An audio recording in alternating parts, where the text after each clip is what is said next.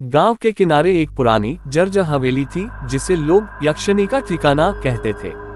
दिन में वह जगह वीरान लगती, लेकिन रात होते ही वहां अजीबोगरीब आवाजें सुनाई देती, कभी हंसी, कभी चीखें और कभी रोने की दर्द भरी सिसकियां। गांव वाले कहते थे कि वहां एक यक्षिणी रहती है जिसकी आत्मा अपने साथ हुए अन्याय का बदला लेने के लिए भटक रही है। कोई भी उस हवेली के पास जाने की हिम्मत नहीं करता था, लेकिन एक युवा पत्रकार अंशिका ने इस रहस्य को सुलझाने की ठान ली। क्या वह इस यक्षिणी की कहानी जान पाएगी या खुद उसी का हिस्सा बन जाएगी? कहीं न कहीं बात हिंदी हॉरर स्टोरी भूतिया हवेली की रहस्यमयी यक्षिणी। गांव के बाहरी किनारे पर एक पुरानी खंडहर सी हवेली थी। हर कोई उस हवेली को यक्षिणी का ठिकाना कहता था।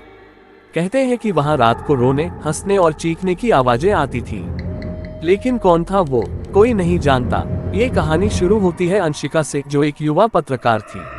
उसे ऐसी रहस्यमयी कहानियों पर लिखने का शौक था। जब उसने यक्षिणी हवेली के बारे में सुना तो उसकी रुचि बढ़ गई।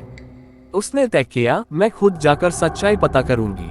उसके दोस्त और परिवार ने उससे बहुत मना किया, लेकिन जिद्दी अंशिका ने किसी की न सुनी। गहरी रात, चारों ओर सन्नाटा। हवेली के पास पहुंचते ही अंशिका को ठंडी हवा का एक तेज झोंका महसूस हुआ। उसे लगा जैसे कोई उसे देख रहा हो। उसके कानों में एक धीमी आवाज आई, मत आओ, वापस जाओ। लेकिन वह डरने वालों में से नहीं थी। उसने हिम्मत जुटाई और अंदर कदम रखा। जैसे ही उसने दरवाजा खोला, एक अजीब सी गंध नाक में घुस गई। दीवारों पर पुराने खून के धब्बे और धूल जमी तस्वीरें थीं। अचानक एक तस्वीर से उसकी नजरें हट नहीं पा रही थीं। वो एक खूबसूरत औरत की तस्वीर थी जिसकी आंखों में गहरी उदासी और गुस्सा था। रात के 12 बज चुके थे। अंशिका अपने कैमरे से फोटो खींच रही थी। तभी एक तेज हंसी गूंजी, तुम्हें क्या लगता है मेरी कहानी जानने का हक तुम्हें है? अंशिका का दिल जोर जोर से धड़कने लगा। उसने पीछे मुड़कर देखा तो एक लंबी सफेद साड़ी पहने खुले बालों वाली औरत खड़ी थी। वो यक्षिणी थी। यक्षिणी ने धीरे धीरे कहा, तुमने गलती की है यहाँ आकर। अब वापस जाने का कोई रास्ता नहीं। अंशिका डर के मारे पसीने में भीग गई, लेकिन उसने हिम्मत करके पूछा, तुम कौन हो और इस हवेली में क्यों रहती हो? यक्षिणी की आंखों में आंसू आ गए।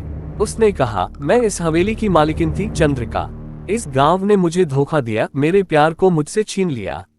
उसकी आवाज में गुस्सा और दर्द दोनों थे। कहानी के मुताबिक चंद्रिका गांव के सबसे अमीर परिवार से थी। उसकी खूबसूरती और ताकत के चर्चे दूर दूर तक थे, लेकिन गांव वालों ने उसके परिवार को लालच के कारण मार डाला। चंद्रिका का प्रेमी भी उसे छोड़कर चला गया। गुस्से और दुख से भरी चंद्रिका ने खुद को इस हवेली में कैद कर लिया और यहीं उसकी मौत हो गई। अब मैं इस जगह की रक्षक हूँ, उसने चिल्लाते हुए कहा। उसकी आवाज इतनी डरावनी थी कि अंशिका के हाथ से कैमरा गिर गया। अंशिका ने समझ लिया था कि यक्षिणी इतनी आसानी से उसे नहीं छोड़ेगी। उसे याद आया कि दादी ने एक बार बताया था, भूतों को शांत करने के लिए उनका दर्द समझना जरूरी है। उसने यक्षिणी से माफी मांगी और कहा, मैं तुम्हारी मदद करना चाहती हूँ। यक्षिणी थोड़ा शांत हुई। उसने कहा, अगर तुम सच में मेरी मदद करना चाहती हो तो उन लोगों को सजा दिलाओ जिन्होंने मेरा जीवन बर्बाद किया था। अंशिका ने वादा किया। जैसे ही अंशिका ने वादा किया, हवेली के सभी दरवाजे और खिड़कियां एक तेज आवाज के साथ खुल गए। यक्षिणी गायब हो गई, लेकिन एक गूंज सुनाई दी, अगर वादा तोड़ा तो वापस आऊंगी। अंशिका किसी तरह सुबह होते ही वहां से भाग निकली। उसने यक्षिणी की कहानी को सबके सामने लाने का फैसला किया। अंशिका ने यक्षिणी से वादा तो कर लिया था, लेकिन उस वादे को निभाना इतना आसान नहीं था। गांव के बड़े लोग, जिनके खिलाफ यक्षिणी का गुस्सा था, अब ताकतवर नेता और व्यापारी बन चुके थे। अंशिका ने उनकी सच्चाई उजागर करने की कोशिश की, पर हर तरफ से उसे धमकियां मिलने लगी। एक रात जब अंशिका अपने ऑफिस में देर तक काम कर रही थी, उसे अपने कंधे पर किसी के हाथ का स्पर्श महसूस हुआ। उसने तुरंत पीछे मुड़कर देखा, लेकिन कोई नहीं था। तभी उसकी कंप्यूटर स्क्रीन पर यक्षिणी का चेहरा नजर आया। उसकी आंखों में वही गुस्सा और पीड़ा थी। यक्षिणी ने गहरी आवाज में कहा, तुमने वादा किया था, समय बीत रहा है और मेरा इंतजार खत्म हो रहा है। अगर तुमने कुछ नहीं किया तो तुम्हारा अंत भी वैसा ही होगा जैसा उनका था। अंशिका घबरा गई। उसे यक्षिणी की शक्ति का अंदाजा हो चुका था। वह समझ गई थी कि अब उसे हर हाल में सच्चाई सामने लानी होगी। जब अंशिका ने गांव के कुछ बुजुर्गों से यक्षिणी की कहानी पर बात करनी चाही, तो उन्होंने दरवाजा बंद कर लिया। एक बूढ़ी महिला ने फुसफुसाते हुए कहा, चुप रहो बेटी, वो औरत अब भी इस गांव में भटक रही है।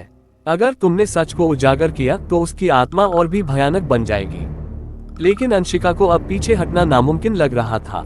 एक दिन जब अंशिका ने गांव के उन ताकतवर लोगों का सामना करने की कोशिश की तो अचानक बिजली कड़कने लगी। आसमान में अजीब अजीब आकृतियां बनने लगी। गांव के नेता जो हवेली को हथियाने के लिए चंद्रिका के परिवार को खत्म करने के पीछे थे, उनमें से एक ने अंशिका से कहा, तुम नहीं जानती तुम किससे टकरा रही हो। हमारी शक्ति किसी भी यक्षिणी से बड़ी है। अगले ही पल हवाओं का तेज झोंका आया और उस नेता की गाड़ी हवा में उठकर जोर से जमीन पर गिर गई। उसकी चीख पूरे गांव में गूंज उठी। सब समझ गए कि यक्षिणी अब अपना बदला ले रही है। अंशिका ने अपनी रिपोर्ट प्रकाशित कर दी। उसने पूरी दुनिया के सामने सच्चाई उजागर कर दी कि कैसे लालच और धोखेबाजी ने चंद्रिका की जिंदगी को बर्बाद किया। रिपोर्ट वायरल हो गई और पुलिस ने गांव के बड़े नेताओं की जांच शुरू कर दी। लेकिन कहानी यही खत्म नहीं हुई। अंशिका को लगा था कि उसका काम खत्म हो गया है, पर एक रात हवेली से वही आवाज फिर गूंजी, तुमने अपना वादा निभाया लेकिन मेरी पीड़ा खत्म नहीं हुई। अंशिका ने देखा कि यक्षिणी अब और भी ज्यादा डरावनी लग रही थी। उसकी आंखों में सिर्फ बदला था। तुम्हारी सच्चाई ने मेरे दुश्मनों को उजागर कर दिया, लेकिन उनके कर्मों की सजा अब मैं खुद दूंगी, यक्षिणी ने कहा। अंशिका की आखिरी मुठभेड़। यक्षिणी ने अंशिका को चेतावनी दी, अब तुम कभी इस हवेली की तरफ मत आना। अगर तुमने फिर से दखल दिया तो तुम्हारी आत्मा भी यहाँ फंस जाएगी। अंशिका समझ चुकी थी कि यक्षिणी को अब रोकना किसी के बस की बात नहीं है। उसने हवेली से दूर रहना ही बेहतर समझा। कुछ महीनों के भीतर जिन लोगों ने चंद्रिका के परिवार को नुकसान पहुंचाया था, वे एक एक करके रहस्यमय तरीके से मारे गए। गांव वाले कहते हैं कि उनकी चीखें अब भी हवेली से सुनाई देती हैं। यक्षिणी का बदला पूरा हुआ या नहीं, यह कोई नहीं जानता। पर हाँ, आज भी उस हवेली के पास से गुजरने वाले कहते हैं कि वहां से हंसने और चीखने की आवाजें आती हैं। क्या अंशिका अब भी चैन से रह पाए, या यक्षिणी उसे भी कभी अपने साथ ले जाएगी? सोचो, अगर तुम वहां जाओ तो क्या तुम उसकी कहानी सुनने की हिम्मत करोगे? भूतिया हवेली की रहस्यमयी यक्षिणी।